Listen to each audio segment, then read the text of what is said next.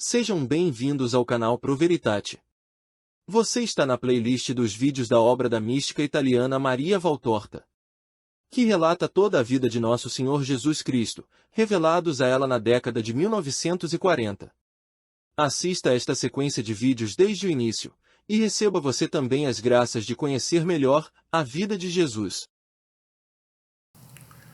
A parábola do pano rasgado. Um milagre sobre uma mulher dando à luz. Jesus está com as discípulas e os 2 apóstolos, em uma das primeiras ondulações na montanha atrás de Efraim. Nem as crianças nem Esther estão com Joana. Creio que foram enviadas a Jerusalém com Jonatas. Portanto, além da mãe de Jesus, há apenas Maria Clopas, Maria Salomé, Joana, Elisa, Nique e Susana. As 2 irmãs de Lázaro ainda não estão presentes. Elisa e Nique estão dobrando vestes, que certamente foram lavadas em um riacho que brilha no vale, ou foram trazidas do riacho e depois estendidas neste planalto ensolarado. E Nique, após examinar uma delas, a leva a Maria Clopas, dizendo: Teu filho também descosturou a bainha desta. Maria de Alfeu pega a veste e a coloca perto das outras que estão estendidas, perto dela na grama. Todas as discípulas estão ocupadas costurando e consertando os estragos causados pelos muitos meses em que os apóstolos estiveram sozinhos. Elisa, que se aproxima delas com outras vestes secas, diz: Vê-se que há 3 meses não tem uma mulher experiente contigo. Não há uma única veste em bom estado, com exceção da do mestre, que, por outro lado, só tem 2, a que ele está usando e a que foi lavada hoje. Ele as deu todas, parecia tomado pela mania de não possuir nada. Há muitos dias que usa roupas de linho. Diz Judas: Felizmente, tua mãe achou que devia trazer-te algumas novas. A tingida de púrpura é realmente linda.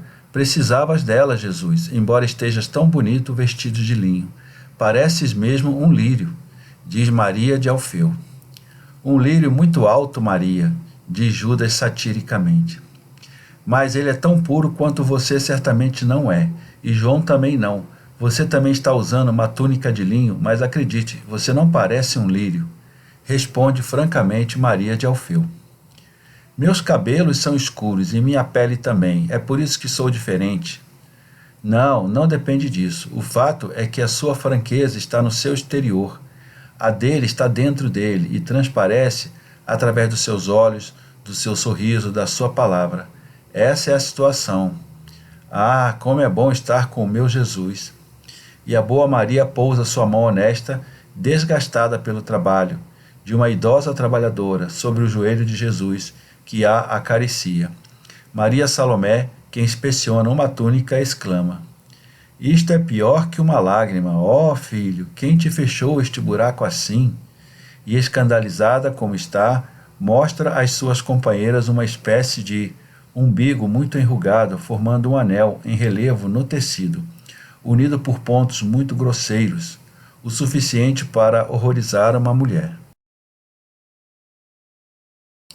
O estranho reparo é o epicentro de uma série de rugas que se alargam radialmente no ombro da túnica. Todos riem, e João é o primeiro. Ele fez o concerto e explica. Não consegui continuar com o buraco, então fechei-o. Eu consigo ver, coitada de mim, eu consigo ver, mas não podias pedir a Maria de Jacó para consertar? Ela é quase cega, coitada, e então o problema é que não era um rasgo, era um buraco de verdade. A roupa grudou no graveto que eu carregava no ombro, e quando deixei o graveto cair do ombro, também se soltou um pedaço do tecido. Então simplesmente consertei assim. Estragaste-os assim, filho. Eu precisaria de.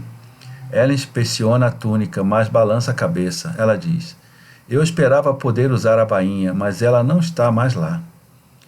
Eu a tirei em Nob, porque estava cortada na dobra, mas dei ao seu filho o pedaço que tirei, explica a Elisa.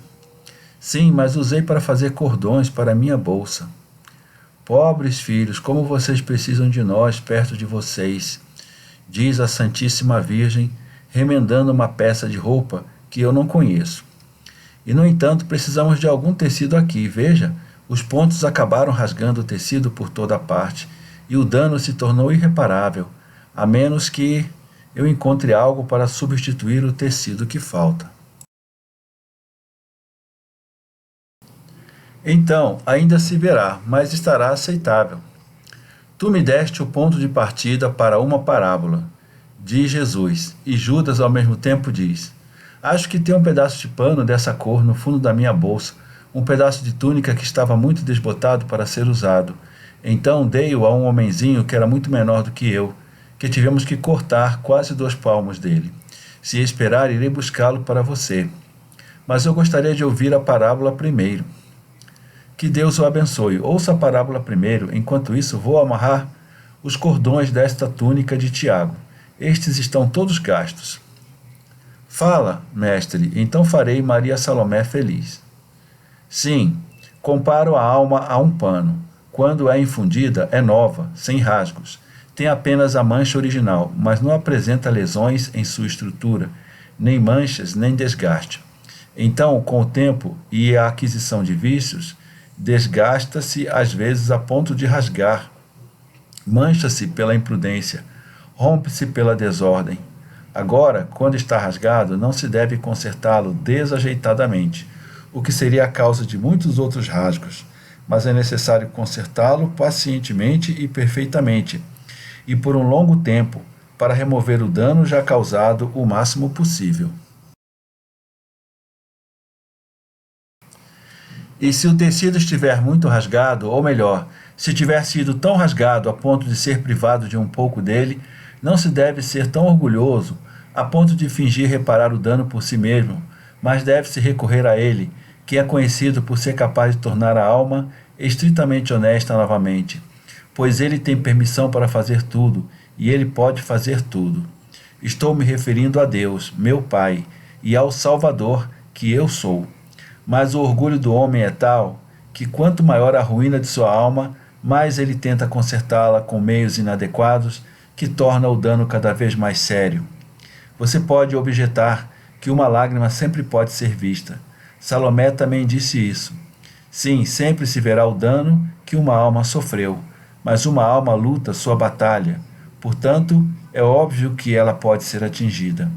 Há tantos inimigos ao seu redor, mas ninguém, vendo o homem coberto de cicatrizes, os sinais de tantos ferimentos recebidos na batalha para obter a vitória, pode dizer: este homem é impuro. Pelo contrário, alguém dirá: este homem é um herói. Aí estão as marcas roxas de seu valor. Nem ninguém jamais verá um soldado evitar ser curado, porque se envergonha de uma ferida gloriosa. Pelo contrário, irá ao médico e lhe dirá com santo orgulho: aqui estou, lutei e venci. Não me poupei, como você pode ver. Agora cure minhas feridas para que eu possa estar pronto para mais batalhas e vitórias.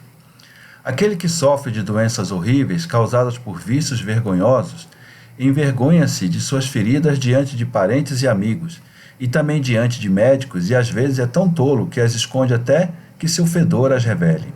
Então é tarde demais para remediar. Os humildes são sempre sinceros e também são lutadores valentes que não precisam se envergonhar das feridas recebidas na luta. Os orgulhosos são sempre falsos e vis. Por causa de seu orgulho, acabam morrendo, pois não querem ir até aquele que pode curar e dizer a ele: Pai, eu pequei, mas se quiseres, podes curar-me. Muitas são as almas que, por orgulho, não querendo confessar um pecado inicial, acabam morrendo. Então também para elas é tarde demais.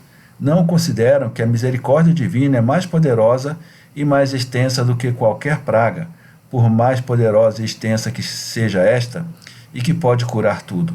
Mas elas, as almas dos orgulhosos, quando se dão conta de que desprezaram todos os meios de salvação, caem no desânimo, porque estão sem Deus, e quando dizem é tarde demais, condenam-se à morte final, à danação. E agora, Judas, podes ir buscar o manto. Vou, mas não gostei da tua parábola, não a entendi. Mas se é tão claro, eu compreendi, e sou uma pobre mulher, diz Maria Salomé. E eu não tenho, outrora as tuas parábolas eram mais bonitas. Agora, abelhas, tecidos, cidades que mudam de nome, almas que são barcos, coisas tão mesquinhas e tão confusas, que já não me agradam e não entendo. Mas agora vou buscar o tecido, porque digo que é de fato necessário, mas a roupa estará sempre estragada. E Judas levanta-se e vai embora. Maria abaixava cada vez mais a cabeça sobre o seu trabalho, enquanto Judas falava. Joana, em vez disso, ergueu a sua, fixando os olhos no apóstolo imprudente, com autoridade indignada. Elisa também levantou a cabeça, mas depois imitou Maria e Nique fez o mesmo. Susana regalou os olhos grandes, atônita, e olhou para Jesus e não para o apóstolo, perguntando-se por que ele não reage. Mas ninguém falou nem fez qualquer gesto. Maria Salomé e Maria de Alfeu, duas mulheres de maneiras comuns, entreolharam-se abanando a cabeça, e assim que Judas se afastou, Salomé disse: é a cabeça dele que está estragada.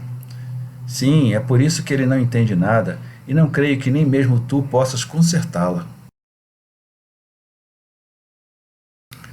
Se meu filho fosse assim, eu lhe quebraria a cabeça. Sim, assim como a fiz para ele, para que fosse a cabeça de um homem justo, eu a quebraria. É melhor ter um rosto desfigurado do que um coração desonrado, diz Maria de Alfeu. Sê indulgente, Maria. Não podes comparar os teus filhos, que foram criados numa família honesta, numa cidade como Nazaré, a este homem, diz Jesus. A mãe dele é boa, o pai dele não era um homem mau, pelo que ouvi, responde Maria de Alfeu. Sim, mas o seu coração não era desprovido de orgulho.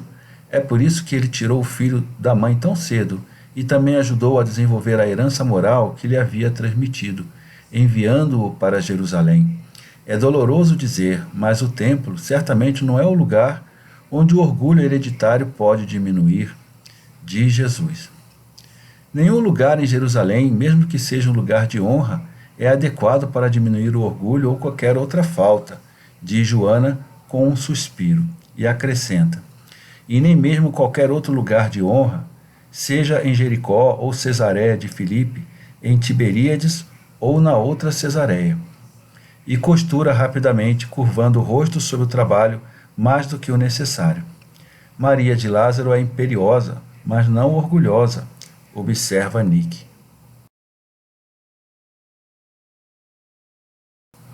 Agora, mas antes ela era muito orgulhosa, exatamente o oposto de seus parentes, que nunca foram assim, responde Joana.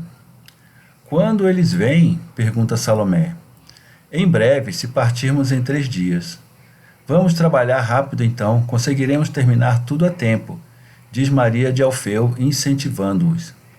Chegamos atrasados por causa de Lázaro, mas foi melhor assim, porque Maria foi poupada de muito trabalho, diz Susana.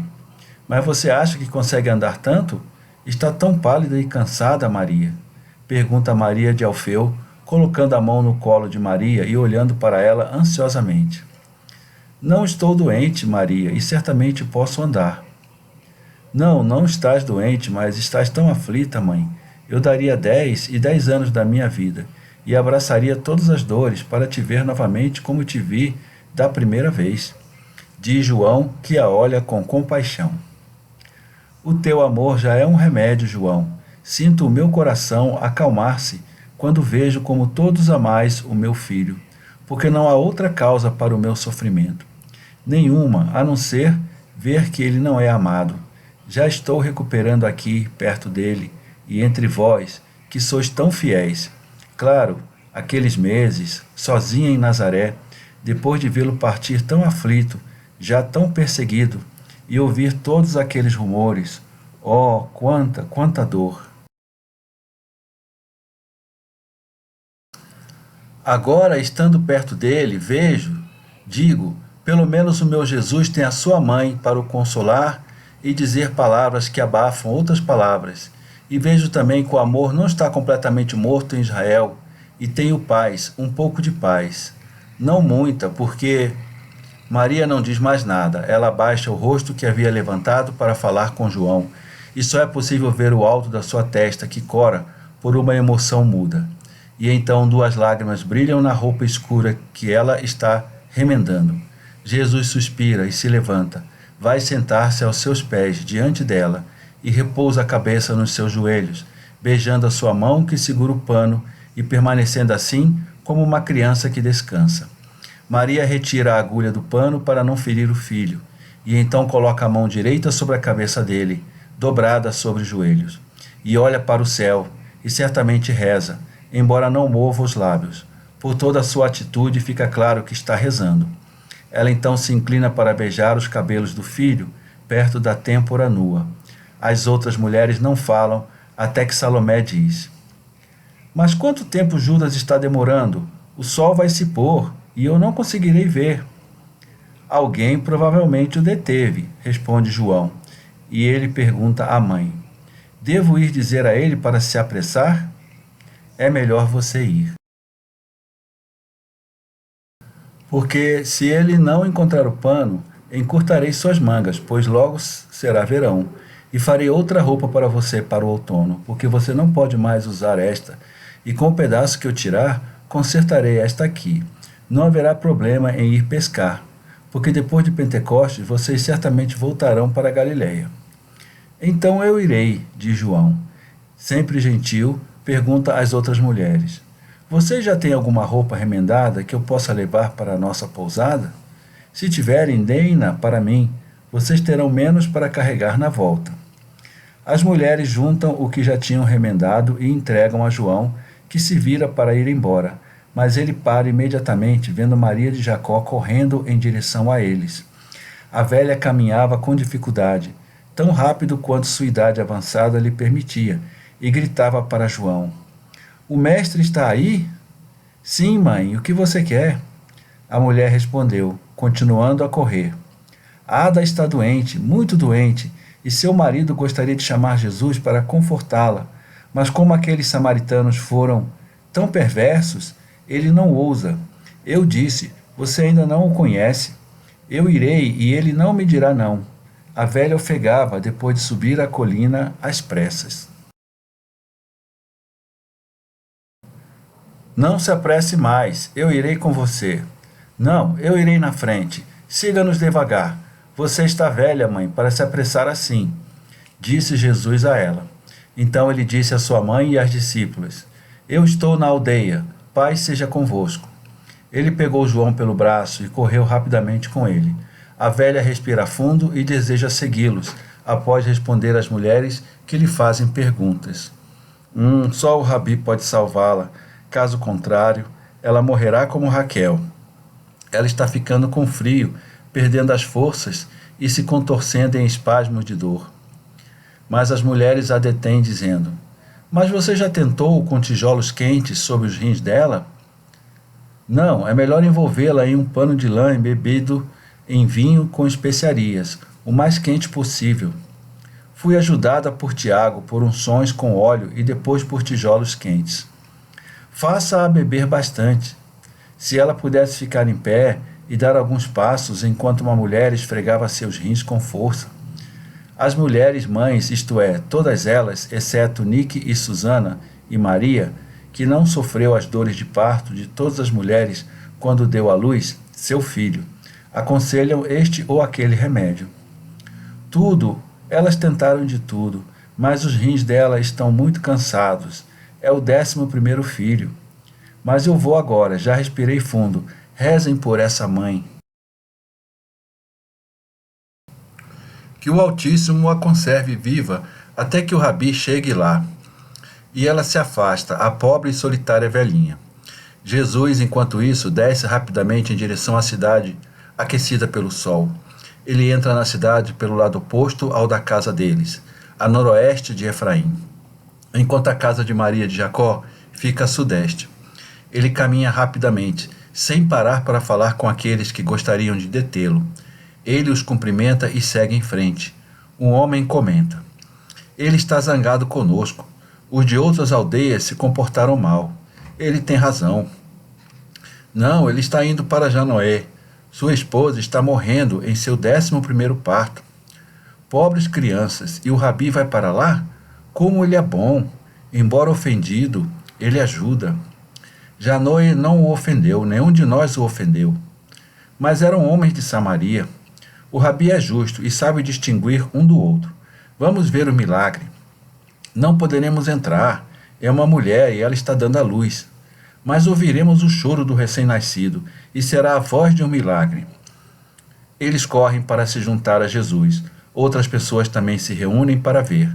Jesus chega à casa, que está desconsolada devido ao infortúnio iminente. As 10 crianças. A mais velha é uma jovem em lágrimas, pressionada pelos irmãos mais novos, que também choram. Estão em um canto do vestíbulo, perto da porta escancarada. Velhas mulheres vão e vêm, ouvem-se sussurros e o arrastar de pés descalços no chão de tijolos. Uma mulher vê Jesus e grita: Janoé, pode ter esperança, ele chegou! E corre com um jarro fumegante. Um homem corre e se prostra. Ele faz apenas um gesto e diz: Eu creio, misericórdia, para eles, e aponta para os seus filhos. Levante-se e tenha coragem. O Altíssimo ajuda os que têm fé e tem misericórdia dos seus filhos aflitos. Oh, vem, mestre, vem, ela já está negra, sufocada por convulsões. Mal consegue respirar. Vem. O homem que perdeu a cabeça e acaba por perdê-la completamente ao ouvir o grito de uma velha que grita: Janoé, corre! Ada está morrendo! Empurra e puxa Jesus para que se dirija rapidamente ao quarto da moribunda, surdo às palavras de Jesus. Vai e tem fé. O pobre homem tem fé, mas o que lhe falta é a capacidade de compreender o significado daquelas palavras, o significado secreto da certeza de um milagre. E Jesus, empurrado e puxado, sobe os degraus para entrar no quarto do andar de cima, onde está a mulher. Mas ele para no patamar da escada, a cerca de 3 metros da porta aberta, através da qual é possível ver o rosto mortalmente pálido, já lívido e contraído na máscara da agonia. As velhas não fazem mais esforços, já cobriram a mulher até o queixo e a observam. Estão petrificadas, aguardando sua morte. Jesus estende os braços e grita: Eu quero! E se vira para ir embora. O marido, as velhas, os curiosos que se reuniram estão decepcionados, porque provavelmente esperavam que Jesus fizesse algo mais surpreendente e visse o bebê nascer imediatamente. Mas Jesus, abrindo caminho com os cotovelos e fixando os olhos em seus rostos, enquanto passava diante deles, disse: Não tenham dúvidas, tenham fé, por mais um pouco. Por um momento, a mulher tem que pagar o amargo tributo do parto, mas ela está fora de perigo. E desceu as escadas, deixando-os desconcertados. Mas quando estava prestes a sair para a estrada, dizendo às 10 crianças assustadas, que passavam perto delas: Não tenham medo, a vossa mãe está bem. E ao dizer isso, tocou-lhes os rostos assustados com a mão. Um forte grito ressoou na casa e se espalhou até a estrada, onde Maria de Jacó estava chegando e que gritava: Santo Deus! Pensando que aquele grito significava a morte. Não tenham medo, Maria, e vão depressa, vocês verão o bebê nascer. Ela recuperou as forças e está em trabalho de parto novamente, mas em breve haverá grande alegria.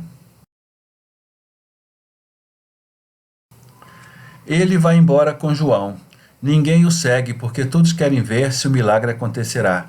Mais ainda, mais pessoas correm em direção à casa porque se espalhou a notícia de que o mestre tinha ido salvar Ada. E assim, Entrando sorrateiramente numa rua secundária, Jesus pode ir sem impedimento a uma casa onde entra gritando: Judas, Judas! Ninguém responde. Ele subiu ali, mestre. Podemos ir para casa também. Colocarei aqui as vestes de Judas, de Simão e de teu irmão Tiago. E depois colocarei as de Simão Pedro, André, Tomé e Filipe na casa de Ana. Eles o fazem e percebo que, para dar lugar às discípulas, os apóstolos, se não todos, pelo menos parte deles, se espalharam por outras casas.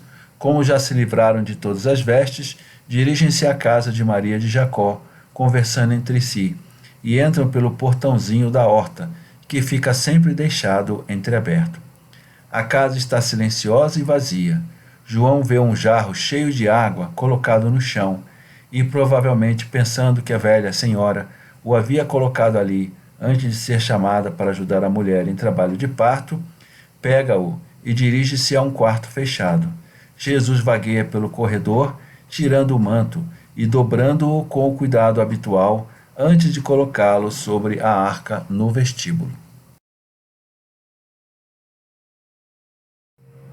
Inscreva-se no canal, ative as notificações, dê o seu like, comente e compartilhe.